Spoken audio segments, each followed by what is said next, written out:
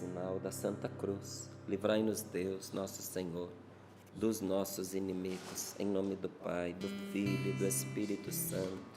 Amém. Lucas capítulo 7, versículos do 36 ao 50. E o título desse trechinho, aqui na Bíblia, tradução da CNBB, que é a que nós usamos aqui no programa. Sei que muitas pessoas perguntam, qual é a Bíblia que vocês usam? Onde é que vocês leem a Palavra de Deus? A nossa Bíblia adotada aqui no Sorrindo para a Vida é aquela adotada em todo o Brasil, pela CNBB, a tradução adotada pela CNBB. Tá? Então, se você queria saber, então agora você já sabe. E o título que está aqui, porque na hora de organizar, o organizador coloca título nesses trechinhos, para facilitar você encontrar. O título é A Pecadora. A Pecadora.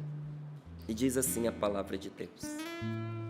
Um fariseu convidou Jesus para jantar. Jesus entrou na casa do fariseu e sentou-se à mesa. Havia na cidade uma mulher que era pecadora. Quando soube que Jesus estava à mesa na casa do fariseu, ela trouxe um frasco de alabastro cheio de perfume, postou-se atrás, aos pés de Jesus, e chorando, lavou os seus pés com suas lágrimas. Em seguida enxugou-os com seus cabelos, beijou-os e os ungiu com o perfume. Ao ver isso, o fariseu que o tinha convidado comentou: se este homem fosse profeta, saberia quem é a mulher que está tocando nele, é uma pecadora. Então Jesus falou: Simão, tenho uma coisa para te dizer. Ele respondeu: fala, mestre. Certo credor, retomou Jesus, tinha 2 devedores. Um lhe devia 500 moedas de prata e o outro devia 50. Como não tivessem com o que pagar, perdoou a ambos. Qual dos dois o amará mais? Simão respondeu: aquele ao qual perdoou mais. Jesus lhe disse: julgaste corretamente. Voltando-se para a mulher, Jesus disse a Simão: estás vendo essa mulher? Quando eu entrei na tua casa, tu não me ofereceste água para lavar os pés. Ela, porém, lavou meus pés com lágrimas e os enxugou com seus cabelos. Tu não me beijaste. Ela, porém, desde que cheguei, não parou de beijar meus pés. Tu, Simão, não derramaste o óleo na minha cabeça. Ela, porém, ungiu meus pés com perfume. Por isso eu te digo, os muitos pecados que ela cometeu estão perdoados, pois ela mostrou muito amor. Aquele, porém, a quem menos se perdoa, ama menos. Em seguida disse a mulher: teus pecados estão perdoados. Os convidados começaram a comentar entre si: quem é este que até perdoa pecados? Jesus, por sua vez, disse à mulher: tua fé te salvou. Vai em paz. Palavra da salvação. Glória a vós, Senhor. Glória a vós, Senhor. Jesus não caiu lá de paraquedas, gente. Jesus não chegou lá por acaso. Nem chegou como essa mulher, de bicão na festa. Ela estava de penetra, com toda a razão, mas estava de penetra, ela não foi convidada. Jesus era um convidado. Esse fariseu chamou Jesus para ir na casa dele. Então, quando uma pessoa te chama para ir na casa dela, essa pessoa deve receber você bem. A gente vai ficando mais velho, a gente vai aprendendo certas coisas. que tem gente que às vezes nos convida do mesmo jeito que esse fariseu convidou Jesus.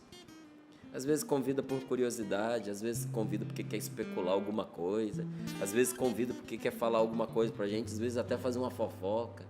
Então convida você. E pode ser que você receba um convite de uma pessoa que não tenha a menor estima por você. Hoje, se isso acontece comigo, eu levanto e vou embora. Porque se a pessoa não queria te receber, por que chamou? Se a pessoa te chamou, deixou de ser uma simples questão de etiqueta, se tornou um dever tratar você bem. Se eu chamar você para ir na minha casa, eu preciso tratar você bem, tratar você com carinho, tratar você com respeito. E esse fariseu convidou Jesus para ir na casa dele, mas não cumpriu o mínimo da etiqueta. Porque aqui no Brasil, quando você chama alguém para ir na sua casa, o que é o correto? Você está pronto para receber a pessoa se você marcou a hora. E não gritar do banheiro, fica esperando aí que eu estou tomando meu banho, né? Espera que eu estou trocando de roupa, isso é falta de educação. Espera que eu estou trocando de roupa, daqui a pouco eu vou aí. Não, se você chamou, se a pessoa chegou na hora, está pronto para receber a pessoa. Limpinho, cheirosinho, né? Você vai abrir a porta da casa para a pessoa, não é assim?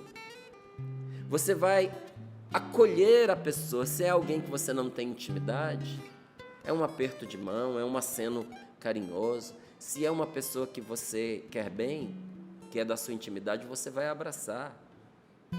Talvez até beijar a pessoa. Vai fazer com que ela entre, com que ela se sente. Se é uma visita que você não tem tanta intimidade, vai se sentar à sala. Se é gente de casa, vai para a cozinha. É assim lá na sua casa, Cassiano? É assim. Não é? E a pessoa chega, se você não tiver nada para oferecer, você oferece um copo d'água. Se você não tiver nada para oferecer, você pergunta, você quer tomar uma água? E você traz a água da melhor maneira possível, não é? Se não tiver uma bandeja, traz num pirizinho e não segurando pela boca do copo onde a pessoa vai beber, não é? Isso não é frescura, isso é educação, isso é respeito com a outra pessoa. E você vai trazer o copo d'água limpinho, bonitinho, vai dar para a pessoa. Mas a maioria tem mais do que um copo d'água para oferecer, então vai oferecer um cafezinho, vai oferecer uma bolachinha, alguma coisa. Porque a etiqueta manda que seja assim. Na época de Jesus, você deveria receber a pessoa na porta. Você deveria. Não era opção, mesmo que a pessoa não fosse íntima sua. Mesmo que ela não fosse conhecida, mesmo que você não gostasse dela, você tinha que dar o beijo. Precisava beijar a pessoa. Você convidou. Você deveria dar água para ela lavar os pés. Você não precisava lavar os pés dela, não. Mas você tinha que dar água para ela lavar os pés, porque o povo usava sandália, o sol era muito quente, o pé vinha queimando na estrada, queimando nas pedras, queimando do sol. Chegava na casa empoeirado, você tinha que dar água para ela lavar os pés. Quem é que lavava os pés da visita? Escravo. Então, por isso, o dono da casa nunca lavaria os pés, porque lavar os pés era uma atitude própria do escravo. Você entendeu o que essa mulher fez? Ela lavou os pés de Jesus. Ela estava dizendo com a atitude dela, eu te pertenço agora, eu sou tua escrava. O que o Senhor fez na minha vida foi tão grande que eu me entrego a ti. Era isso que essa mulher estava fazendo. E você dava o óleo para a pessoa passar na cabeça, porque o sol era de cozinhar os miolos. E a pessoa chegava com a pele queimada. E se você perceber que quando você está assim, desconfortável, porque o sol queimou muito você, experimente passar azeite de oliva no lugar para você ver como alivia. Era o cosmético da época, o azeite. Então você dava o azeite, a pessoa passava no rosto para encontrar alívio. Nada disso o Simão fez com Jesus. Jesus já tinha entendido que ele era uma pessoa não grata naquela casa. Jesus já tinha entendido que ele estava ali para ser testado, porque ele não foi bem recebido. Mas já que estava ali, sentou-se à mesa. E havia nessa cidade uma mulher que era pecadora. Você viu aqui o verbo? Era. Talvez na semana passada ela ainda era uma pecadora. Talvez no dia anterior ela ainda era uma pecadora. Mas naquele dia em que ela foi lá lavar os pés de Jesus e beijar os pés de Jesus, ela já não era mais. Ela tinha sido, mas já não era mais. Por isso que o verbo está no passado. Havia na cidade uma mulher que era pecadora. E quando ela soube que Jesus estava na casa do fariseu, trouxe um frasco de alabastro cheio de perfume, postou-se aos pés de Jesus e chorando lavou com as suas lágrimas. Gente, ela não foi tocada porque ficou sabendo que ele estava lá, não. Porque tem gente que deve pensar assim, chegou para ela a notícia de que Jesus estava na casa do Simão, e ela ficou comovida, e ela se converteu nessa hora. Não. Ela já tinha ouvido Jesus, ela com certeza estava numa das pregações de Jesus, no momento em que Jesus rezava pelas pessoas, porque Jesus pregava e rezava pelas pessoas.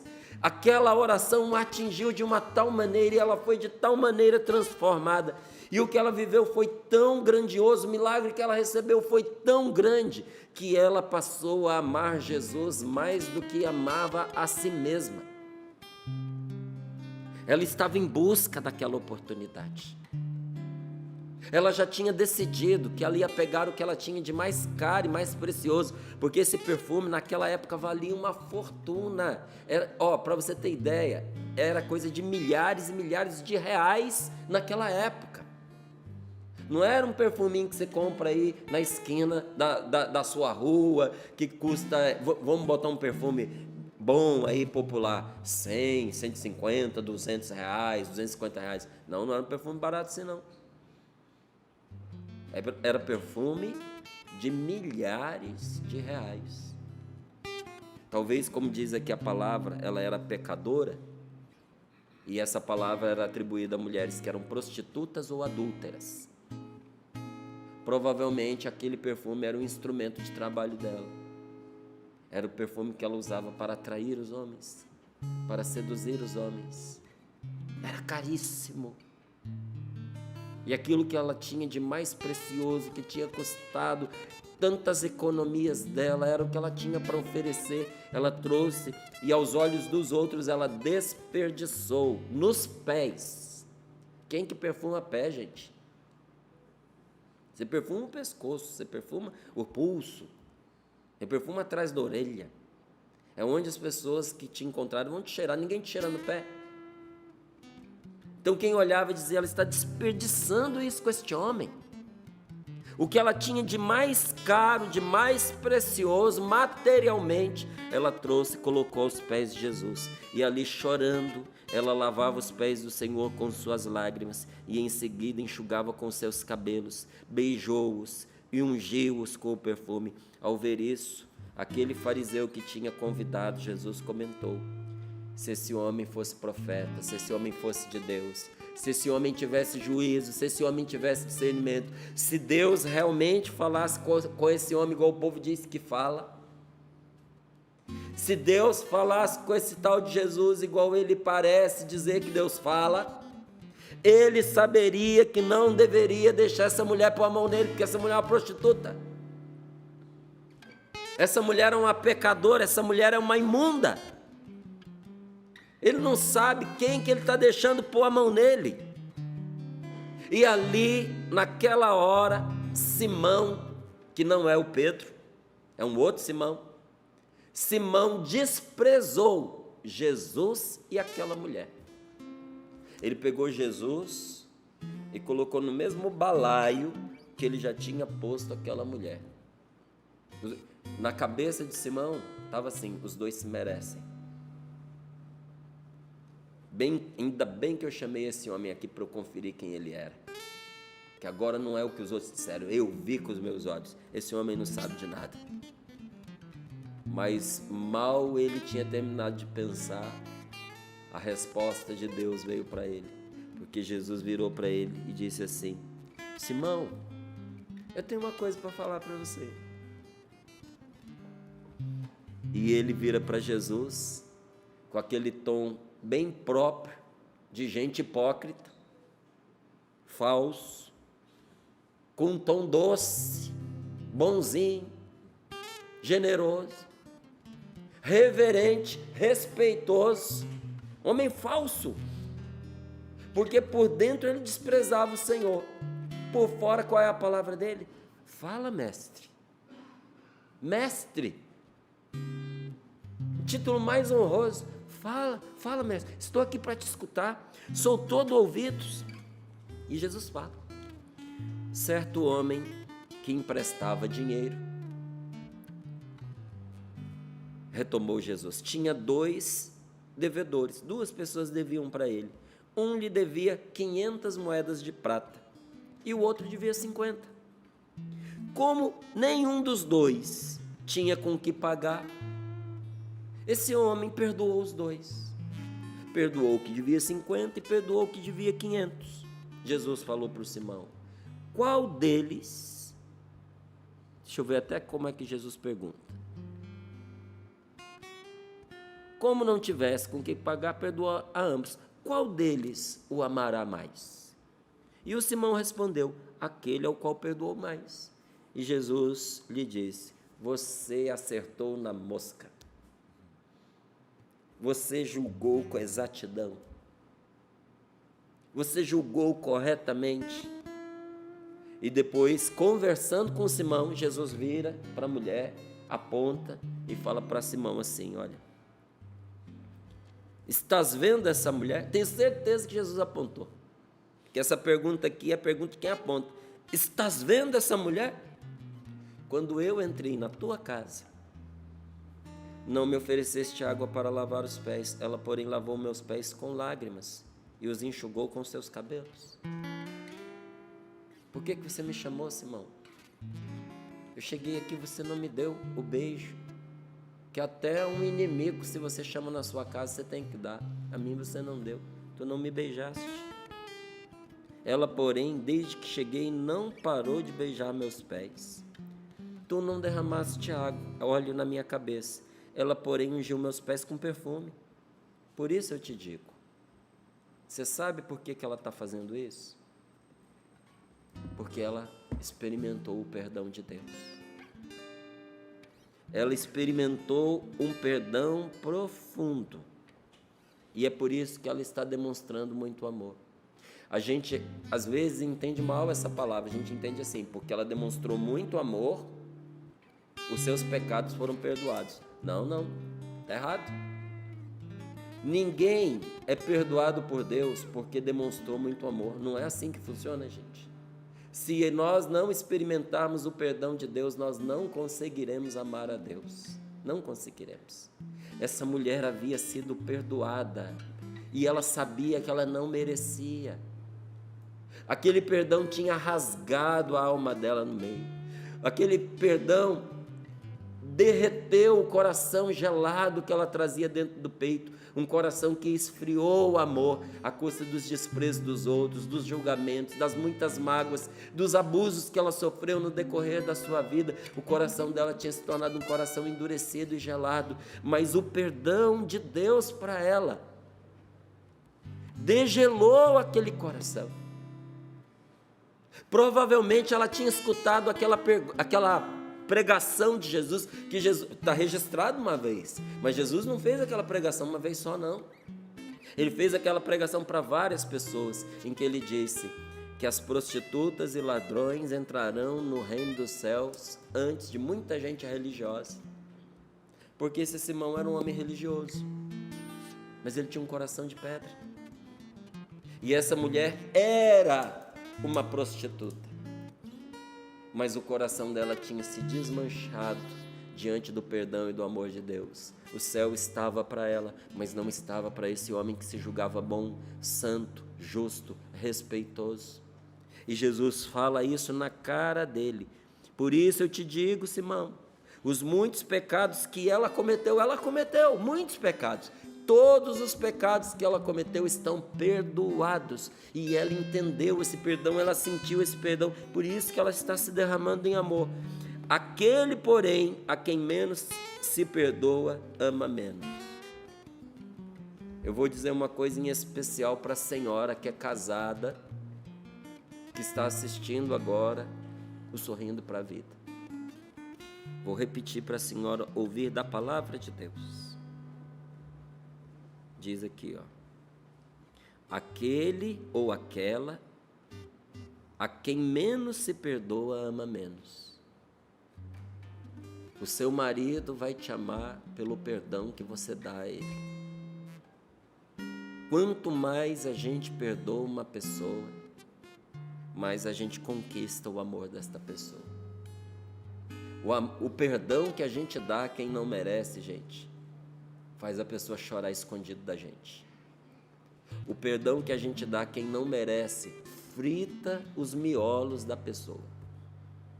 Que ela põe a cabeça no travesseiro e pensa: eu não mereço, por que essa pessoa me perdoou? O que tem? Tem alguma coisa de errado nisso? E a pessoa não consegue se livrar daquela ideia até ela entender se aquele perdão é verdadeiro. E quando o perdão é verdadeiro, se a pessoa não amava, ela começa a amar. Eu quero dizer a você, meu irmão querido, que se você for capaz de perdoar a sua esposa, os erros que ela cometeu contra você, as coisas que ela disse a você, as exigências descabidas que ela já te fez, as desconsiderações pelas coisas que você se matou para conseguir para ela, para sua família. Se você perdoar o descaso, a incompreensão e até as coisas que ela falou de você para os outros, perdoar de coração, você vai agir para curar o relacionamento de vocês e você vai despertar no coração da sua esposa um amor como ela jamais havia tido por você, mesmo nas épocas mais amorosas. Pelo perdão nós reconquistamos o amor perdido, mas tem que perdoar. Às vezes uma esposa sofre da parte do marido um adultério e se magoa com razão, se magoa profundamente por causa do adultério sofrido, mas não separa, não manda embora, aguenta aquela humilhação, engole aquilo rasgando garganta abaixo, enfrenta o mais sofrido, que é a vergonha pública das pessoas que sabiam, que souberam, que fingem que não sabem, mas você sabe que sabe. Mantém aquela pessoa do lado porque não quer destruir a família, mas não perdoa. Vive do lado, mas mantém o ressentimento. E todas as horas que a coisa está começando a ficar boa, lembra aquilo, traz de volta: minha amiga, meu irmão. Isso só renova e aprofunda as feridas. Isso sufoca o pouco amor que ainda resta. Por esse caminho, a separação que não aconteceu quando se descobriu aquele fato, vai acontecer a conta-gotas, porque vai chegar uma hora que a corda vai arrebentar, não vai dar mais. Se tomou a decisão de continuar juntos, de prosseguir, de não destruir a família, não faça disso uma panela do inferno, viver dentro desse caldeirão. Cure essa situação pelo perdão, porque o ressentimento atrapalha a felicidade. Eu quero dizer para o Senhor e quero dizer para a senhora que nos escuta de uma maneira especial: o ressentimento atrapalha a pessoa a ser feliz. Tem muita gente boa, talentosa, com um futuro brilhante pela frente, mas não consegue ser feliz porque é uma pessoa ressentida. O ressentimento, você carregar ressentimento no seu coração, em face de uma vida boa e bela, é igualzinho numa mesa farta, saborosa, que enche os olhos e aguça o paladar, você temperar a comida com areia. Pode ser o melhor risoto, põe areia nele que eu quero ver você comer.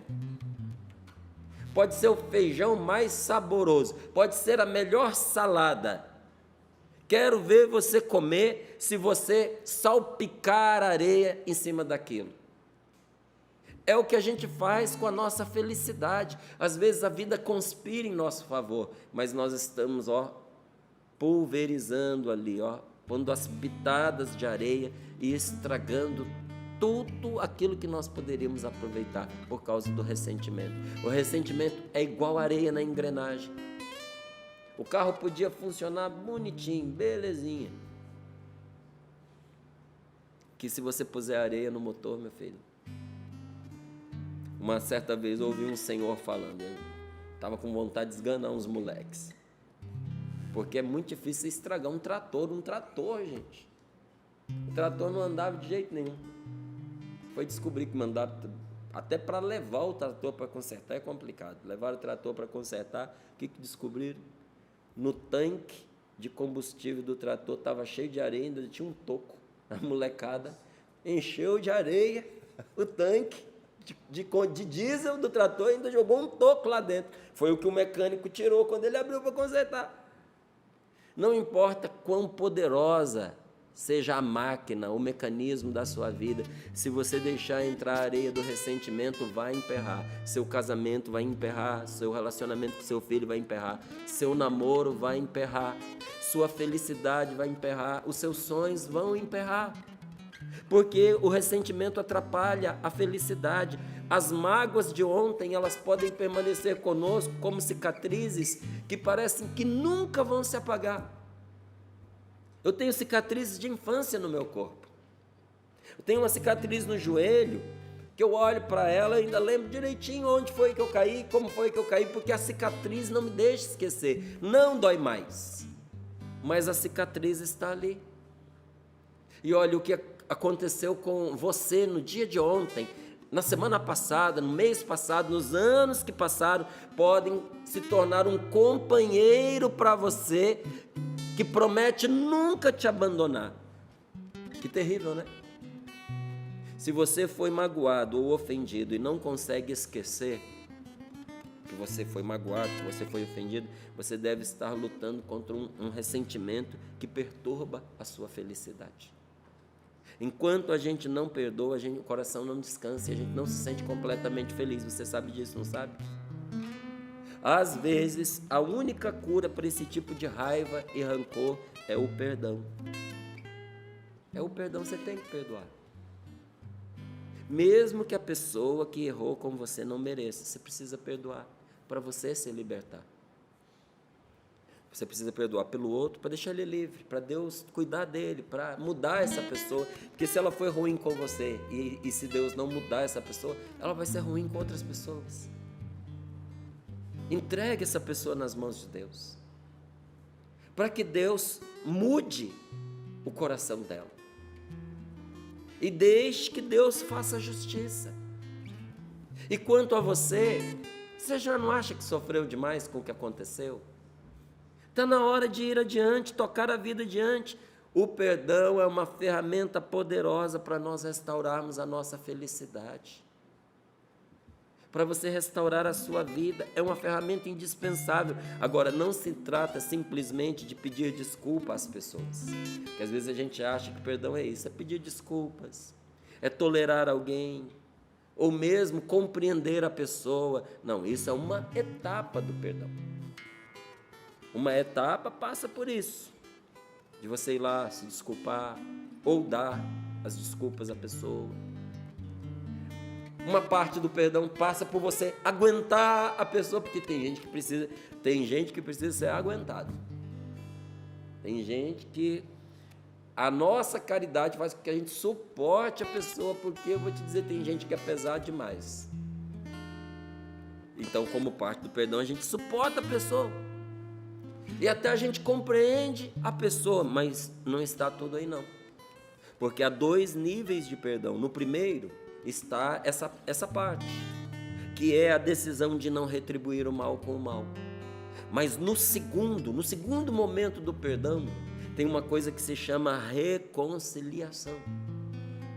E este segundo nível de perdão envolve a árdua tarefa de entender a dor que foi causada. Nós temos que ter a coragem de olhar de frente a dor que foi causada, gente, porque tem muita dor dentro de nós que a gente não entende o que causou, a gente não lembra o que causou.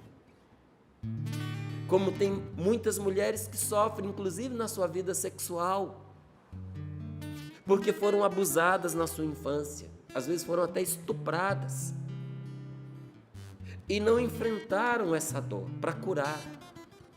Era tão doloroso que preferiram esquecer, deixar no passado, não tocar no assunto. Teve gente que sofreu abuso sexual e nunca contou isso para ninguém, e isso é uma dor grande demais que interfere na vida da pessoa. Então, todas as vezes que a pessoa se sente ameaçada nessa área, ela se torna violenta, ela se torna agressiva, ela se torna arredia, e a pessoa esquece, nem sabe por que age desse modo, porque não faz a associação de uma coisa com a outra, sobretudo porque aconteceu muito cedo. Olha, nós precisamos enfrentar a dor e pedir a nosso Senhor para curar essa dor que foi causada em nós. Nós temos que enfrentar para a reconciliação essa tarefa exigente, não é? De um profundo arrependimento pela ofensa que a gente fez às outras pessoas. É enfrentar a dor do que nos fizeram, mas também o arrependimento das pessoas que a gente ofendeu, que a gente atingiu. Às vezes a gente machuca as pessoas até sem saber. Sabia disso? Talvez você ache assim, eu sou uma pessoa boa, eu não machuco ninguém. Tem gente que é tão sutil, igual um elefante numa loja de porcelana. Vai esbarrando em tudo, vai quebrando tudo. O elefante nem sabe o que está acontecendo, para ele está tudo no caminho dele, ele é que está certo, a porcelana é que está errada, de ser fraca, de estar no lugar. Não é assim que a gente age? A pessoa é um fraco, se ofendeu com isso, vai criar vergonha na cara, não é o que a gente fala? É muito mimimi, é muito melindroso. Gente, a gente não está na pele da outra pessoa. Tem muita gente que a gente vai passando por cima sem a gente notar. Olha, quando você vê que pessoas não gostam de você por algum motivo, alguma coisa que você fez, mesmo sem você perceber. Então nós precisamos pedir ao Espírito Santo também que nos mostre aquilo que foi real ofensa, porque também tem o mimimi sim, mas tem a real ofensa que nós causamos na outra pessoa. Nós temos que enfrentar para a reconciliação a árdua tarefa da reparação da ferida criada no relacionamento. Se marido e mulher se desentenderam, se ambos se feriram, precisam trabalhar para curar, para reparar essa ferida que foi criada, ainda que custe muito, porque às vezes custa muito, mas o benefício vale a pena. Agora olha, quando essa mulher ouviu Jesus pela primeira vez, você pode ter certeza que ela era muito infeliz. E por que ela era muito infeliz? Porque as pessoas de bem não a aceitavam. Ela era uma desclassificada. Ela era tratada com desprezo pelas pessoas de bem. Quem se julgava bom, ou era de boa fama, ou tinha honra a preservar, virava o rosto quando passava por ela. Era assim que ela era tratada, porque ela era uma pecadora conhecida. Imagine que tudo que você fez de errado na sua vida viesse à tona e contasse para todas as pessoas que você conhece em toda a cidade. Porque hoje a gente consegue ficar escondido numa cidade grande. Quem sou eu, meu Deus do céu, em São Paulo com 16 milhões de pessoas? 18 milhões de pessoas? É uma formiguinha. Mas tem cidade que tem 4 mil pessoas. Faz besteira numa cidade de 4 mil pessoas para você ver. Até o cachorro fica sabendo o que foi que você fez. Não vai ser possível para você viver lá. Você vai ter que catar suas malinhas e ir buscar, ou você conserta o que aconteceu, ou você cria força para passar por cima disso e ajeitar a sua vida e enfrenta essas pessoas, ou você vai ter que zarpar desse lugar. Onde essa mulher vivia, todo mundo sabia quem ela era e ela estava acostumada a ser tratada desse jeito, como ela também estava acostumada a ser procurada por homens que queriam abusá-la em segredo. Aproveitar-se do fato dela já ser uma pecadora pública, né? Nem me faça entrar em detalhes daquilo que eu estou dizendo para você. Só que quando eles a encontravam publicamente, eles batiam a porta na cara dela, igual Simão estava doido para pegar ela pelos cabelos e jogar fora da casa dele e fechar a porta. Não te convidei. E a sua tristeza e as marcas que traziam estavam ligadas à violência que ela vinha sofrendo há muitos anos.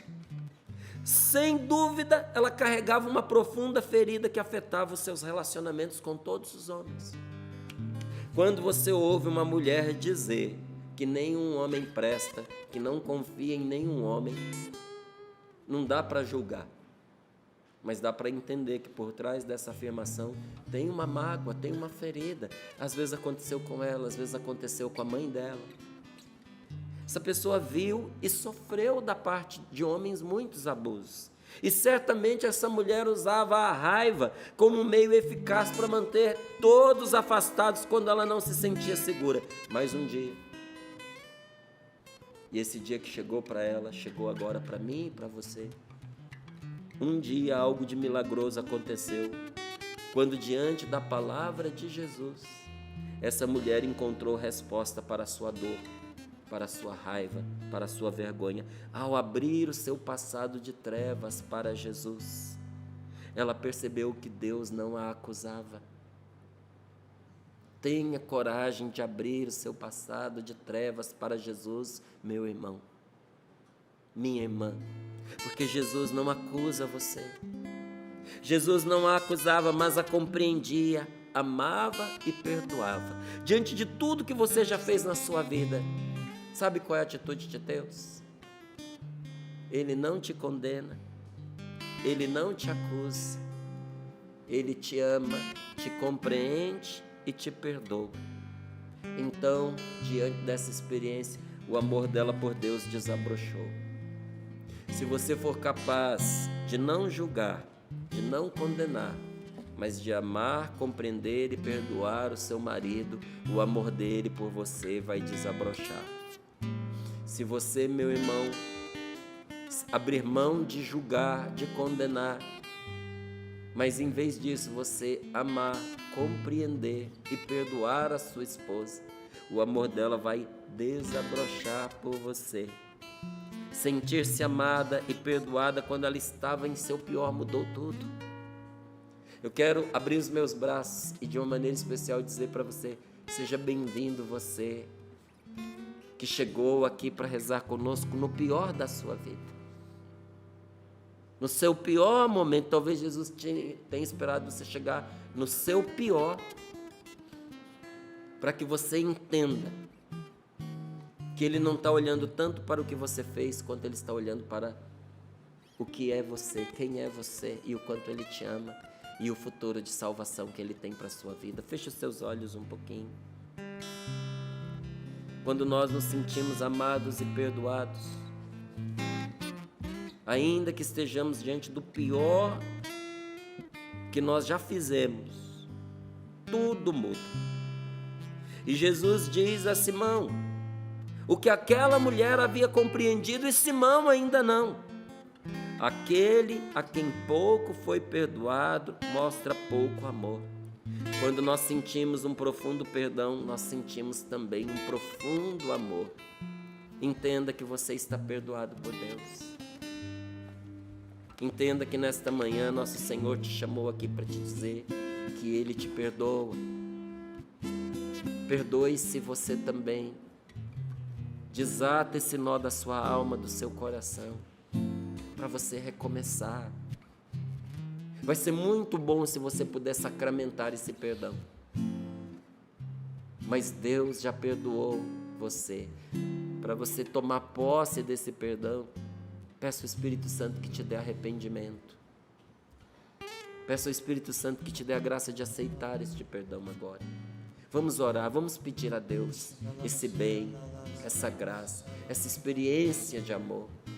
Fale com Jesus agora. Diga, Senhor, eu preciso deste perdão, eu preciso dessa experiência. E você que sente esse amor, tenha coragem de fazer como essa mulher, trazer aquilo que você tem de mais precioso e derramar aos pés de Jesus as suas lágrimas, a sua vaidade nos cabelos que ela usou para enxugar, as suas dores nas suas lágrimas, a sua vaidade nos seus cabelos, o seu amor nos seus beijos, tudo de material que ela tinha importante naquele perfume que ela derramou ali. Traga o seu tudo diante de Jesus, que você vai receber muito mais do que o que você traz.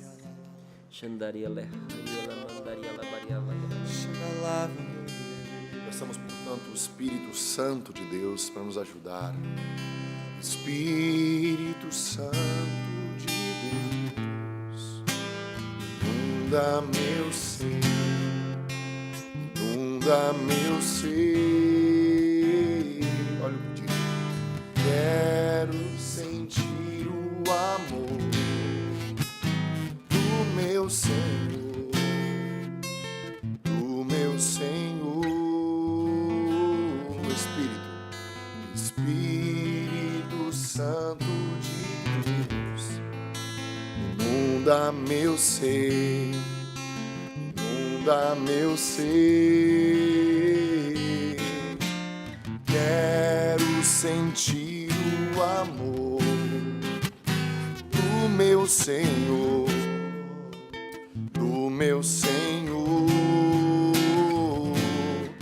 para poder perdoar o meu irmão, abrir meu coração e viver o amor, para sentir a paz interior, sobre o mal ser vencedor, alegrar-me em ti. Peça com muita fé.